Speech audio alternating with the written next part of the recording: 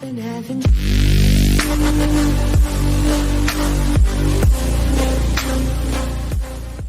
Prisoner is trying to escape from prison. He untied his shoelaces and tied his wrists, presses his fingers on the table. He finds the right angle, clenches his teeth. He stomps his foot hard, his whole body jerked in pain. He breaks his thumb. He takes out another thin rope. One end was tied to the potion. The other end goes over his teeth. The bottle was angled in his mouth. He swallowed it straight into his esophagus. Then he disassembles the lighter. The flint is removed and hidden under the fingernail. The prisoner's name is Mike. He is a murderer with an IQ of 150. He was responsible for several deaths. He has escaped from prison several times, and this time, the opportunity finally came. The officer found him because the officer's son had blood cancer, but Mike was the only bone marrow match in the country. At first Mike flatly refused the transplant, but thinking about his plan to escape from prison, he agreed anyway. But Mike made two conditions to the officer. One, that he be allowed to smoke. The second was that he would be allowed to use the prison library. These were not too much to ask. The officer, who was determined to save his son, immediately agreed. And sure enough, the guards soon brought Mike cigarettes. Unbeknownst to him, this was just a false sense of confusion for Mike. He went to the prison library, and when the guards weren't looking, he secretly downloaded the hospital structure. After studying the structure of the hospital, he got a bottle of anti-anesthetic. He obtained a bottle of anesthetic antibiotics, tied a rope around the bottle and swallowed it into his esophagus. He took out a flint and hid it under his fingernails. Soon after, he was arranged to be taken to hospital, as the person was in danger. The police took it very seriously. Next door to the hospital was an old building. The police used it as a temporary prison. After the operation, Mike would be pressed into service and taken to the prison. In order to prevent Mike from escaping, the commissioner himself came to supervise the work. A large number of armed police officers were deployed. Mike was escorted out of the car, but when the dogs saw him, they didn't even dare to search him. When they arrived at the hospital, Mike even greeted the officers because he had a bottle of pills in his esophagus. He didn't sound right when he spoke, but the officer was too anxious to save his son to take it seriously. During the operation, the doctor asked that the handcuffs be removed. Otherwise the bone marrow could not be extracted from the tailbone. There was no choice. The police had to uncuff him and put him down. He slowly adjusted the position of his fingers. The anesthetist was about to start the anesthetic, but then something unexpected happened.